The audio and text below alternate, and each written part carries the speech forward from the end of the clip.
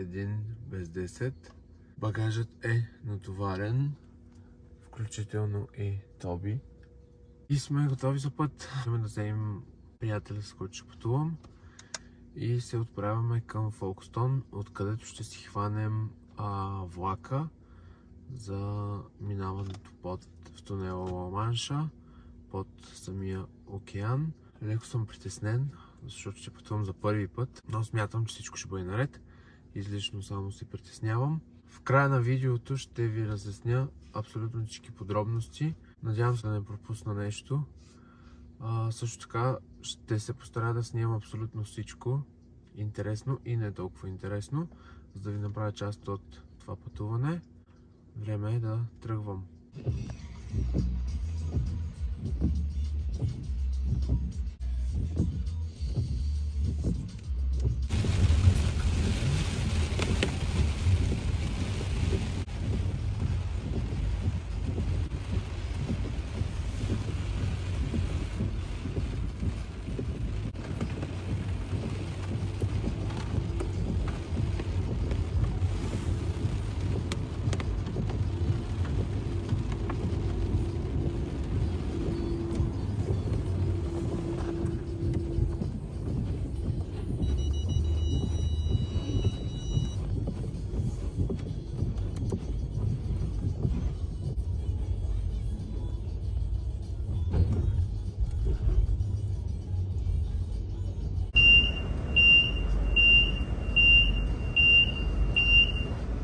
Suivi d'une annonce d'évacuation.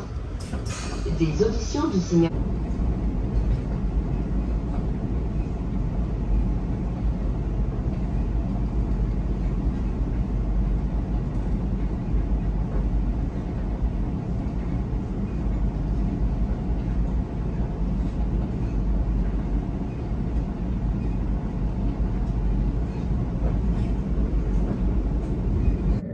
Няколко часа по-късно вече сме в България. Аз съм си на село, както виждате зад мен се вижда двора. Понаспах се доста добре, защото имах нужда от доста сън, за да се възстановя от цялото пътуване. Не съм успял да заснема нищо друго, освен това, което видяхте в началото на видеото, защото телефона ми буквално от слизането от влака до България не е слизал от зарядното и от поставката за навигация, и поради тази причина нямах възможност да снимам. GoPro-то беше забито някъде в багажа, изобщо не успях да го открия. Предполагам се вижда и на предните кадри от колата колко беше пълна с багаж. Но винаги е така, защото човек като реши да пътува с колата и си позволява да вземе екстра неща, които запълват багажното пространство. Относно за пътя,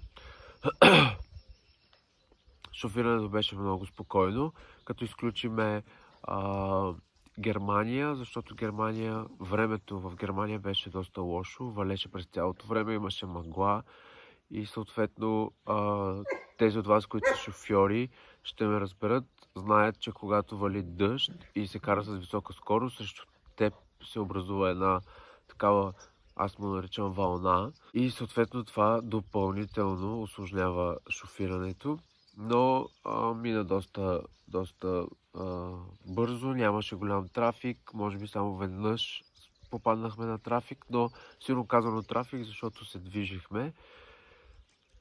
Оттам нататък Австрия, Унгария, Сърбия, времето беше уникално. Не сме спирали да почиваме абсолютно никъде, освен спиранията за зареждане на гориво и да разходиме Тоби. Също спряхме малко повече само в Австрия, може би час преди да минем унгарската граница. Спряхме за 20-30 минути, нещо такова. Това ни беше най-голямата почивка. Знаете, че европейските страни са Шенген, което означава, че се минава свободно през границите. То няма граници, има само, даже на места не видяхме и табели, в които те уведомяват, че си минал границата. Но мобилният оператор, като ти изпрати съобщение, разбираш, че си минал границата. Както казах, пътуването беше много спокойно, бързо, приятно. Важно е да избирате хората, които пътуват с вас, да избирате правилно хората, които пътуват с вас, за да им имате доверие и да пътувате спокойно. Такъв беше и моят избор. Спирали сме да зареждаме горе-долу около 5 пъти, тъй като на моята кола резервоара е по-малък и бързо изразходва горивото. Тази сутрин си направих равносметка за това горе-долу колко е излезнало пътуването. По груби изчисления към 250 паунда. Това включва винетни такси и зарежданията без таксата за влака. Таксата за влака беше 120 паунда, което включва и билет за Тоби. А отделно документите за Тоби, както знаете, Великобритания не издава европаспорти за домашните любимци и издава здравни сертификати, който здравен сертификат струва 240 паунда. Но отделно се доплаща такса от 50 паунда за самото изготвяне и 80 паунда за ваксина против бяс, която важи 3 години.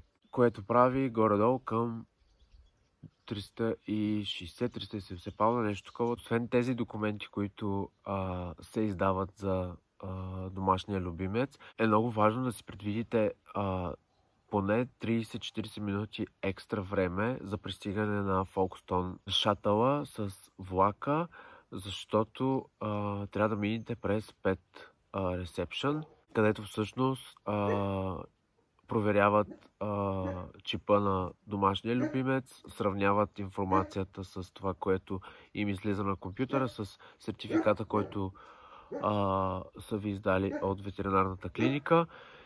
И по принцип става доста бързо, но в пиковите периоди за пътуване, както аз пътувах август месец, е хубаво да се предвиди малко повече време, защото се очаква да има доста пътуващи. Както знаете, пътуването с домашни любимци на самолет е доста ограничено след напускането на Великобритания от Европейския съюз. Може би пропуснах само да спомена за колко време успяхме да вземем целия път. Тръгнахме на 2 август в 4:20 ни беше влака. В 5 часа английско време бяхме във Франция. И на следващия ден в 9:30 бяхме на сръбската граница. Горе-долу това са около 30 часа. Успяхме да вземем целия маршрут. Но, както казах и по-рано, все пак не сме спирали никъде да си правиме големи почивки. Не се сещам нещо друго. Ще се радвам, ако вие имате въпроси, да ви отговоря на тях. Съжалявам още веднъж, че не успях да заснема повече кадри, за да ви покажа как всъщност преминава цялото пътуване. Ще се постарая на връщане да поправя тази грешка и да ви заснема пътя на обратно. Да напомня, ако все още не сте се абонирали за канала, че може да го направите сега, като натиснете иконката абониране или subscribe и камбанката, за да получавате известия всеки път, когато публикувам ново видео. Чао за сега и ще се видим в следващото видео, което ще е съвсем скоро.